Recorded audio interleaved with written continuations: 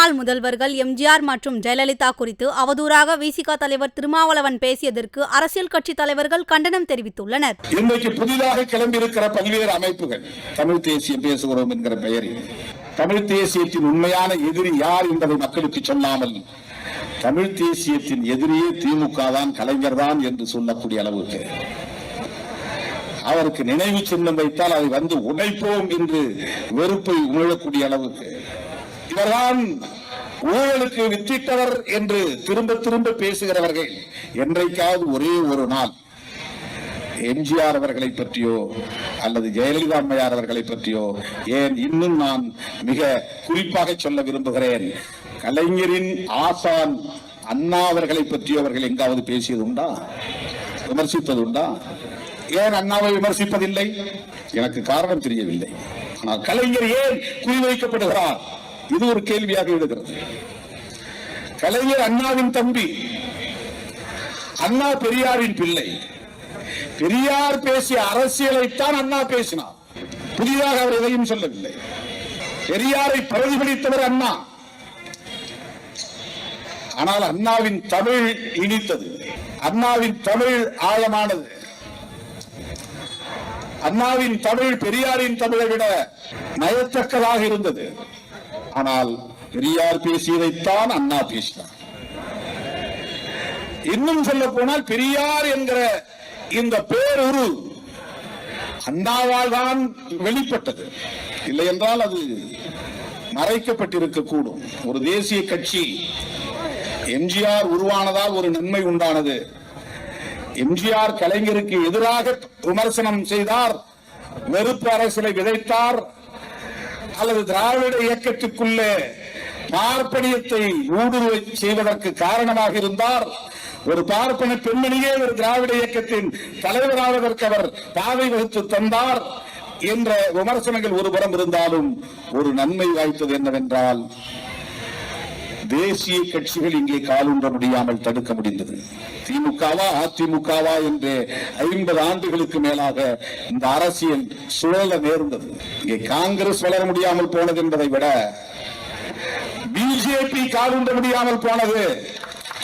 அதற்கு மிக முக்கிய இன்னொரு காரணம், பல காரணங்கள் இருந்தாலும் காங்கிரஸ் இங்கே வலிமை பெற்று இருந்திருந்தால் காங்கிரசுக்கு எதிராக பிஜேபி காலூன்றி இருக்கும். ஒரு தேசிய கட்சி இருக்கிற இடத்தில் காங்கிரஸ் எந்த இடத்தில் இருக்கிறதோ அந்த இடத்தில் வேகமாக பிஜேபி வளரும். மாநில கட்சிகளோடு அவர்களை பொருத்தி பார்க்க வாய்ப்பில்லை. தேசிய கட்சிகளோடு தான் மக்கள் பொருத்தி பார்ப்பார்கள். காங்கிரஸ் இங்கே வலிமை பெறாமல் நேர்த்து போனதற்கு அல்லது அது வலிமை குன்றி போனதற்கு எம்ஜிஆரின் எழுச்சி ஒரு காரணம். எம்ஜிஆரா கலைஞரா என்று இருந்த இந்த அரசியல் ஜெயலலிதாவா கலைஞரா என்று மாறியது. ஆனால் எப்போதும் கலைஞர் தான் அங்கே மையப்புள்ளியாக இருக்கிறார், மைய அரசியலாக இருக்கிறார் என்பதுதான் தமிழ்நாடு அரசியல். கருத்து சொல்லியிருக்காரு. எம்ஜிஆர் தான் திராவிட கட்சிக்கு பார்ப்பனரை தலைவராக்குறதுக்கு இது பண்ணிருந்த ஒரு விமர்சனம் இருக்கு அப்படின்னு நேற்று வந்து ஒரு விமர்சிச்சிருக்காரு. அதாவது எம்ஜிஆர் பேசுறதுக்குலாம் அவருக்கு வேணும், யாரா எப்படி பேசணும்னு தெரியும். பொன்மனச்செம்மல் புரட்சித் தலைவர் எம்ஜிஆர் நம்முடைய தமிழ்நாட்டு மக்கள் தெய்வமாக எண்ணிக்கிட்டாங்க. அப்படிப்பட்டவர்கள் இவர் விமர்சனம் செய்தா அரசியல்ல காணாம போயிருவார். இரண்டாவது, அதிமுக பொறுத்த வரைக்கும் நான் ஏற்கனவே பல பொதுக்கூட்டத்தில் சொல்லிக்கிறேன், ஜாதிக்கும் மதத்திற்கும் அப்பாற்பட்ட கட்சி. ஒரு ஜாதியை வச்சுலாம் யாருமே அரசியல் பண்ணுவது என்பது இயலாத காரியம். இன்றைக்கு தமிழகத்தை பொறுத்த வரைக்கும் பொன்மனச்செம்மல் புரட்சித் தலைவர் எம்ஜிஆர் காலத்திலும் சரி, இதையும் புரட்சித் தலைவர் அம்மா காலத்தில் அவருடைய மறைவுக்கு பிறகு எல்லா கூட்டத்திலும் நான் பேசி வரேன். அதிமுக பொறுத்த வரைக்கும் ஜாதிக்கும் மதத்திற்கும் அப்பாற்பட்ட கட்சி. எங்களுடைய கட்சியில எத்தனை பேர் இருக்கிறாங்க, எவ்வளவு கட்சி, எவ்வளவு ஜாதி சேர்ந்தவர்கள், எவ்வளவு மதத்தை சேர்ந்தவர் எங்க இயக்கத்தில் இருக்கிறாங்க, எல்லாம் ஒற்றுமையா நாங்க செயல்படுறோம். சில பேருக்கு பொறுக்கல, எரிச்சல், அவர் நினைத்தது நடக்கல, அதனுடைய வெறுப்பினுடைய வெளிப்பாடுதான் இப்படிப்பட்ட வார்த்தைகளை கக்கிக் கொண்டிருக்கிறார். பிராமண எதிர்ப்பை காட்டிய திராவிட இருப்பை கட்டியவர்கள் இவர்கள். இதே எங்க ஐயா வீரமணி போய் சமூக நீதி காத்த வீராங்கனைன்னு செங்கோல் கொடுத்து ஜெயலலிதா அம்மையார்ட்ட போய் கூட நின்னது இருக்கா இல்லையா? இருக்கா இல்லையா சொல்லுங்க, இருக்கா இல்லையா? நீங்க பெரியார் அண்ணா வழியில் வந்தவர்கள்னு பேசுற நீங்க செய்யாத அம்மையார் ஜெயலலிதா செஞ்சார்களா இல்லையா? பொது தொகுதியில ஒரு ஆதி தமிழ் மகனை நிறுத்த முடிஞ்சத? எங்க அண்ணன் ராசா அவர்கள் பெரம்பலூர்ல நிக்கிறாரு. அது பொது தொகுதியா மாறுது. மாறினாலும் வெறும் ஆதி தமிழ் குடிகள் பறையர் மட்டும் வாக்கு செலுத்தி தான் எங்க அண்ணன் வென்றாரா? இல்ல, அங்க எல்லாரும் போட்டிருப்பாங்கல்ல. உடையாரு, மூப்பனாரு, வன்னியரு எல்லாரும் போட்டு தானே, இஸ்லாமியர் எல்லாம் போட்டு தானே அங்க ஜெயிச்சிருக்காரு. அது பொது தொகுதியான அண்ணன். நீ தாழ்த்தப்பட்டவன் இல்ல, நீ தமிழன், அங்கே நில்லு ஆராசான் ஏன் ஐயா கருணாநிதி அவர்கள் சொல்லாம நீலகிரிக்கு கூட்டிட்டு போனாரு? ஏன் கூட்டிட்டு போனாரு சொல்லுங்க? அதே பக்கத்தில் இருக்க திருச்சியில எழில்மலைன்னு இருந்த எழில்மலையை கொண்டு போய் எம்ஐஆர் ஜெயலலிதா பொது தொகுதியில நிறுத்தி வெல்ல வைக்கலையா? வெல்ல வைக்கலையா சொல்லுங்க? ஒரு தாழ்த்தப்பட்ட மகனா இருக்கிற அருந்ததியர்ல இருந்த ஒரு தனபாலனை தூக்கி வந்து சபாநாயகர் ஆக்கலையா? உன்னை அவமதிக்கிறாங்களா? நான் உட்பட நீங்க வரும்போது எந்திரிக்கிற உயரத்துல உங்களை உட்கார வைக்கிறேன்னு உட்கார வைக்கலையா? சொல்லுங்க. உன் வீட்டுல சாப்பிட மாட்டேன்ட்டாங்களா தனபாலு? உன்னை உணவுத்துறைக்கு அமைச்சரா போடுறேன்னு போடலையா? இதெல்லாம் தானே மாறுதல். அதை கூட நீங்க செய்யல. இந்த தேர்தலையாவது பொது தொகுதியில நிறுத்துவாங்களே. ஒரு தொகுதி எங்க அண்ணன் வந்து திராவிட முன்னேற்ற கழகத்துல பொது தொகுதி கேட்டு போறதுக்கு என்ன பாடுபடுறாரு? சிரிக்காது.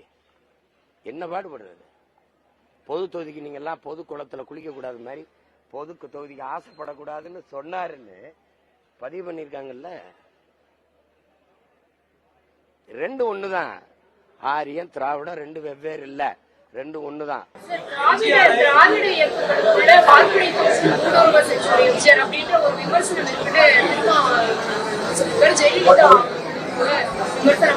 அது அவரே மறுத்திருக்காரு. மறுபடியும் நான் பார்த்தேன் ஊடகத்துல மறுத்திருக்காரு.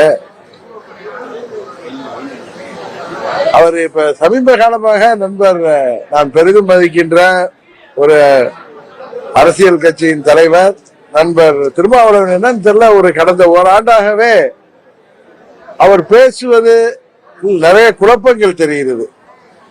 முதல்ல ஒரு கருத்தை சொல்றாரு, இன்றைக்கு கூட அவர் சொல்லிட்டு அது தவறாக புரிந்து கொள்ளப்பட்டிருக்குன்னு சொல்றது தப்பு. அவர் தவறா ஏதோ அவர் நினைச்சு சொல்ல வந்ததோ மாத்தி சொல்லியிருக்காருன்னு நினைக்கிறேன். அப்புறம் சரி பண்ணிருக்காரு. அதனால அதோட விட்டுருவோம். ஏன்னா புரட்சி தலைவர் அவர்களும் அம்மா அவர்களும் மறைந்தாலும் மக்கள் மத்தியில வாழ்ந்து கொண்டிருக்கின்ற தலைவர்கள்.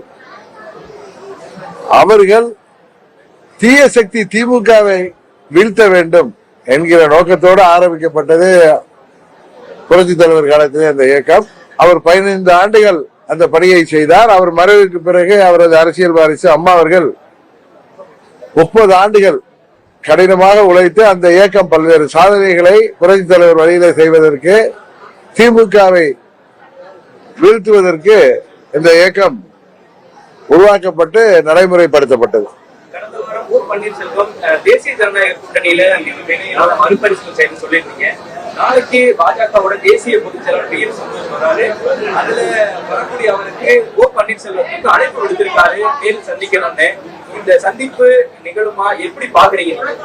இல்ல, அன்றைக்கு உங்கள் மூலம் அன்றைக்கு தீரன் சின்னமலை நினைவு நாள் அன்னைக்கு அதற்கு முன்பு பல முறை அண்ணன் பன்னீர்செல்வம் அவர்களை மீண்டும் கூட்டணியை கொண்டு வர வேண்டும், அது